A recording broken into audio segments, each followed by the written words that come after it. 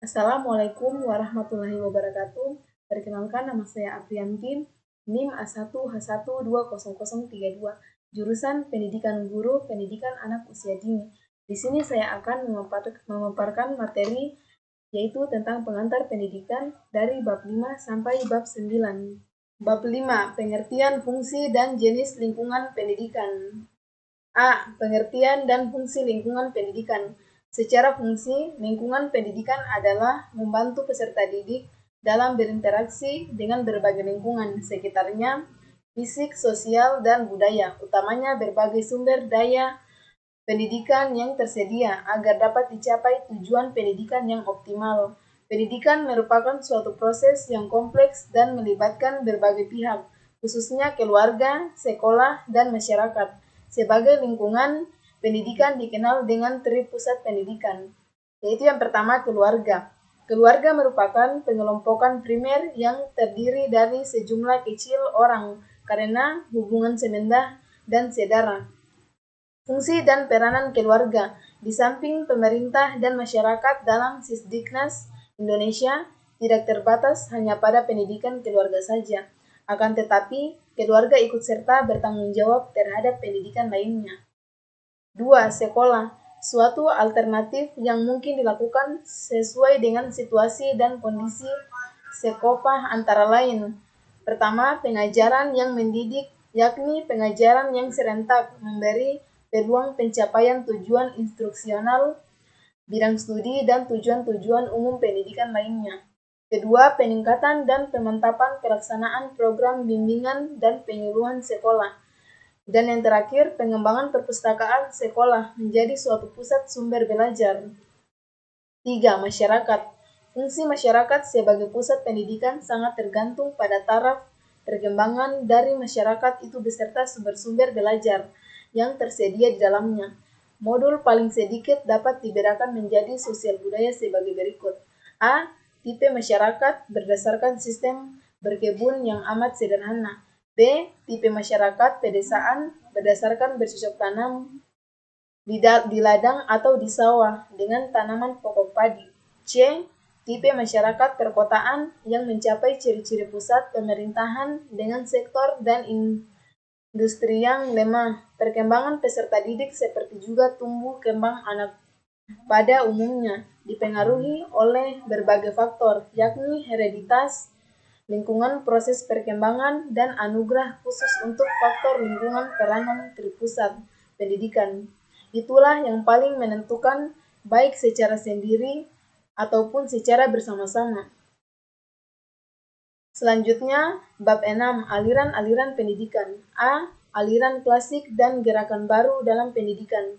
Pemikiran-pemikiran tentang pendidikan yang telah dimulai pada zaman Yunani kuno dan dengan kontribusi berbagai bagian dunia lainnya.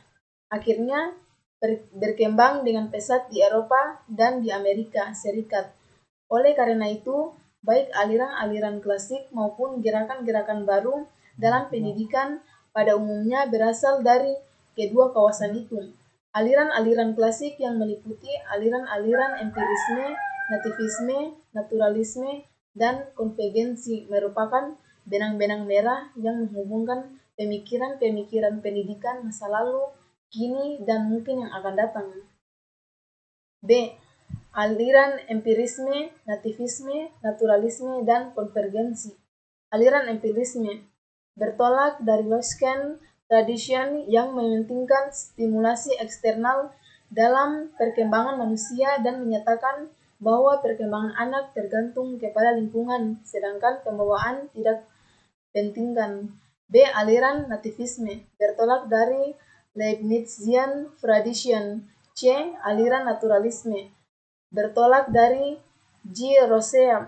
D. Aliran konvergensi bertolak dari William Stem. Gerakan baru pendidikan dan pengaruhnya terhadap pelaksanaan di Indonesia. Yang pertama, pengajaran alam sekitar. 2. Pengajaran pusat perhatian. Ketiga, sekolah kerja. 4. Pengajaran proyek. Dan yang terakhir, pengaruh gerakan baru dalam pendidikan terhadap penyelenggaraan pendidikan di Indonesia. C. 2 aliran pokok pendidikan di Indonesia.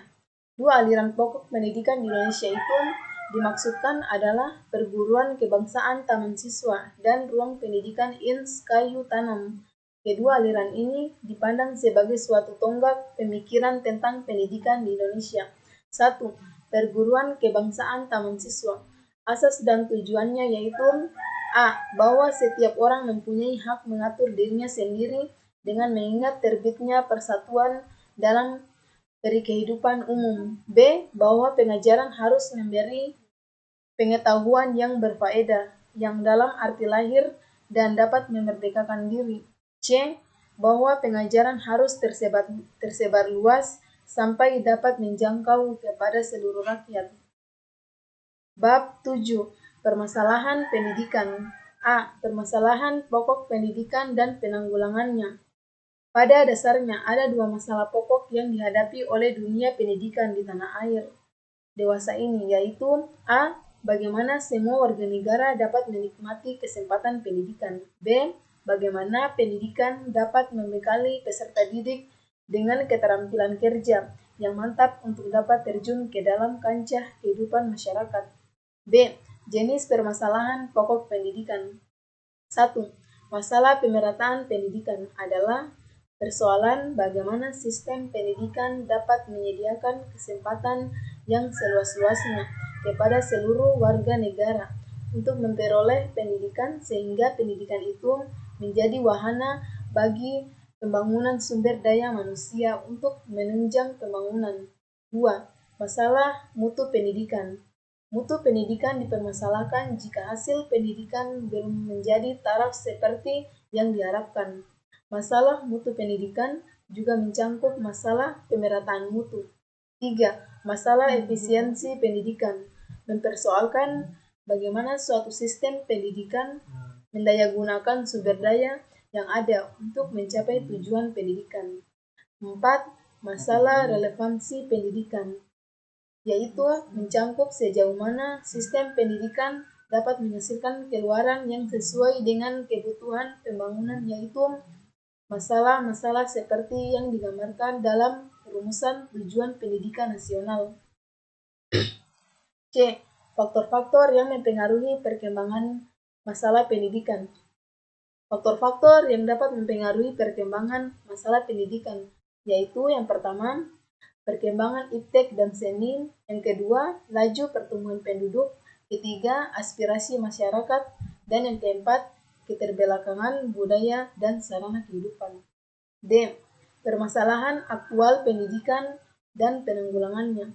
1. Permasalahan aktual pendidikan di Indonesia diantaranya yaitu sebagai berikut. 1.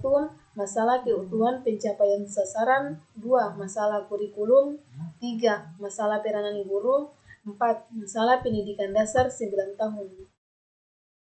2. Upaya penanggulangan. Beberapa upaya yang perlu dilakukan antara lain A. Pendidikan efektif perlu ditingkatkan secara terprogram, tidak cukup berlangsung hanya secara insidental. B. Pelaksanaan ekstrakurikuler dikerjakan dengan penuh kesungguhan dan hasilnya diperhitungkan dalam menetapkan nilai akhir ataupun kelulusan. C.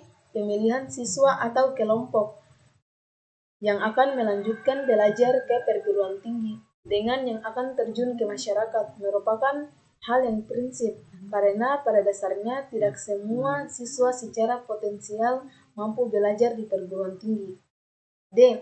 Pendidikan tenaga, kependidikan prajabatan, dan dalam jabatan perlu diberi perhatian khusus. Bab 8. Sistem pendidikan nasional. Kelembagaan, program, dan pengelolaan pendidikan. 1.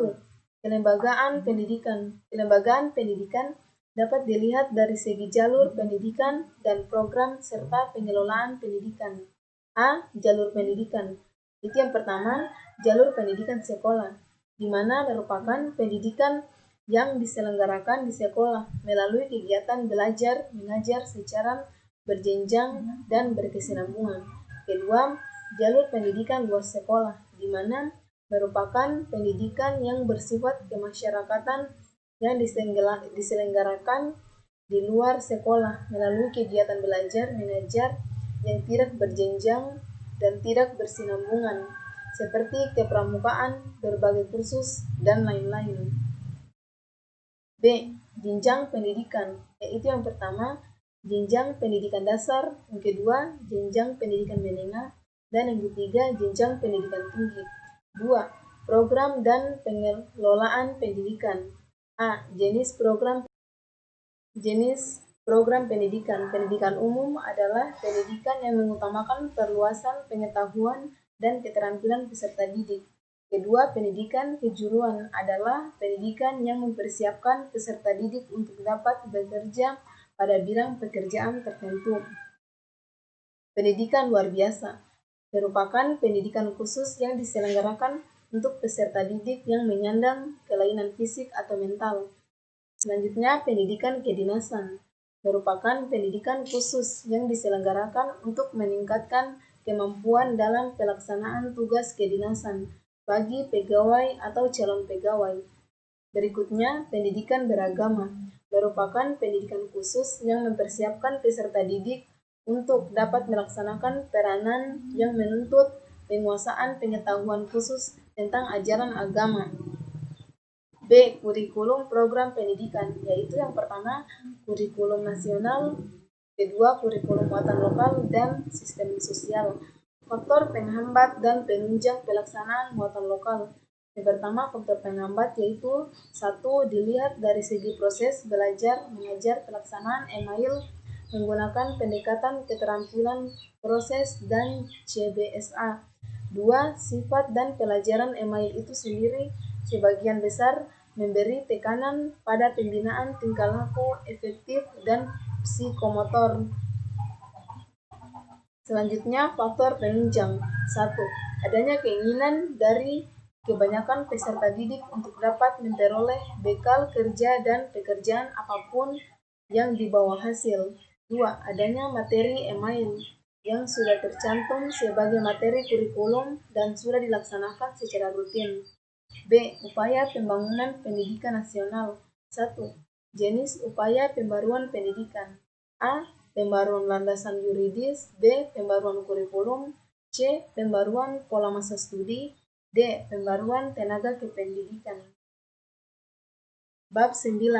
Pendidikan dan pembangunan. A. Esensi pendidikan dan pembangunan serta titik temunya. Menurut paham ungkapannya, pembangunan lazimnya dihasilkan dengan pembangunan ekonomi dan industri, yang selanjutnya diasosiasikan dengan dibangunnya pabrik-pabrik, jalan, jembatan, sampai kepada pelabuhan, alat-alat transportasi, komunikasi, dan sejenisnya. Fuad Hasan menyatakan, manusia adalah makhluk yang bertentangan antara potensi dengan aktualisasi dalam manusia dan citranya. Kiranya jelas bahwa hasil pendidikan dapat menunjang pembangunan dan sebaliknya, hasil pembangunan dapat menunjang usaha pendidikan. B. Sumbangan pendidikan pada pembangunan. Sumbangan pendidikan terhadap pembangunan dapat dilihat dari beberapa segi, yaitu yang pertama, segi sasaran pendidikan. Profesor Dr. Slamet Imam Santoso menyatakan bahwa tujuan pendidikan menghasilkan manusia yang baik. 2. Segi lingkungan pendidikan. Yang pertama, lingkungan keluarga, yaitu anak dilatih berbagai kebiasaan yang baik tentang hal-hal yang berhubungan dengan kecekatan, kesopanan, dan moral. Kedua, lingkungan sekolah, peserta didik dibimbing untuk memperluas bekal yang diperoleh dari lingkungan keluarga. Ketiga, lingkungan masyarakat, peserta didik memperoleh bekal praktis untuk berbagai jenis pekerjaan. 3. Segi jenjang pendidikan. Jenjang pendidikan dasar, pendidikan menengah, dan pendidikan tinggi memberikan bekal kepada para peserta didik secara berkesinambungan. 4. Segi pembidangan kerja atau sektor kehidupan.